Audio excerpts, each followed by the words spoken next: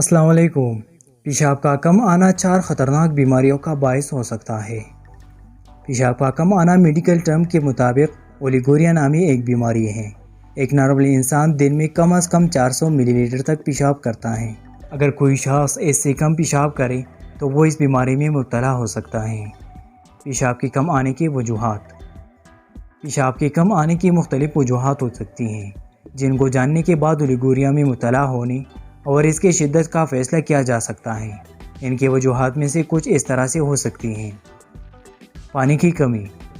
پیشاب کے کم آنے کا سب سے بڑی وجہ جسم میں پانی کی مقدار کی کمی ہو سکتی ہے۔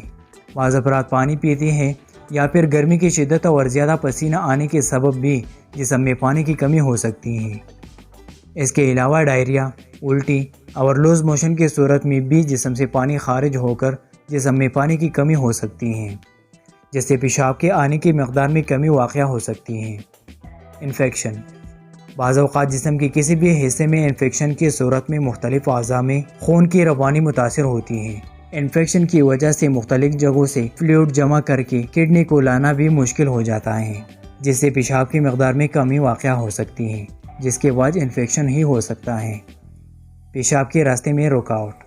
پیشاب کے راستے میں ہونے والی رکاوٹ کے سبب گردوں میں پیشاب کے خارج ہونے کے عمل میں رکاوٹ ہوتی ہے اور پیشاب گردوں میں ہی جمع ہوتا ہے اور باہر خارج نہیں ہوتا، جس سے ایک یا دونوں گردوں کے متاثر ہونے کا امکان ہو سکتا ہے۔ ادویات کا اثر۔ کچھ ادویات کے مستقل استعمال کے سبب گردوں کے افعال میں کمی واقع ہوتی ہے، جس کی وجہ سے پیشاب کا کم آنا ہو جاتا ہے۔ ان ادویات میں سے پین کلر ادویات کا مستقل استعمال، ہائی بلڈ پریشر کی دوائیاں جیسے جینٹامائسین نامی اینٹی بائیوٹک شامل ہیں۔ پیشاب کم آنے پر ڈاکٹر سے مشورہ لینا چاہیے۔ پیشاب کی مقدار کی کمی کی صورت میں ایسی وجوہات کے مطابق اس کا ڈاکٹر ضروری ہے۔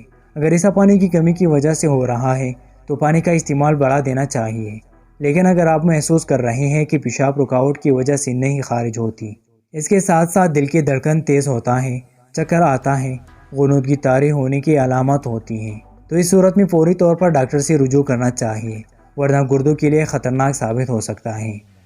اولیگوریا کی تشخیص کچھ اس طرح سے ہوتی ہے۔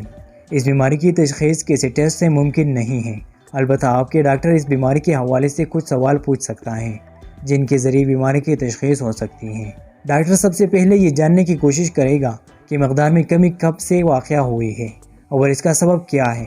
اس کے علاوہ اس کا فیصلہ آپ خود بھی کر سکتے ہیں کہ کیا زیادہ پانی پینا ہے یا آپ کے پیشاب آنے کی مقدار بڑھ رہی ہے یا نہیں۔ اس کے علاوہ ڈاکٹر ایک تفصیلی ٹیسٹ بھی کروا سکتا ہے، جس میں وہ پیشاب کے رنگ اور اس میں موجود پروٹین اور یورک ایسڈ کی مقدار کی جانچ کر سکتا ہے، جس کے بعد ڈاکٹر مزید جانچ کے لیے خون کا test, ultrasound, C T scan کا فیصلہ بھی کر سکتا ہے۔ پیشاب کی کمی کا علاج۔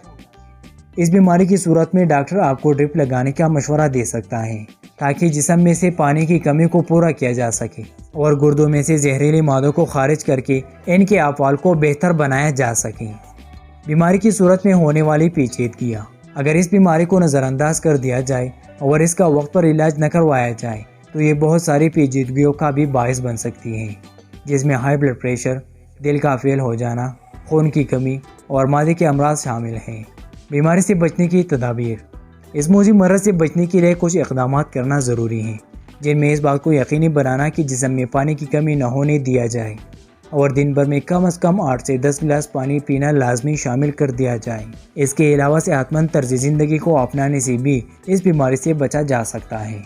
اس طرح صحت اور بیماریوں کے بارے میں جاننے کے لیے لیفٹ یا رائٹ ویڈیو پر ضرور کلک کیجیے۔ شکریہ۔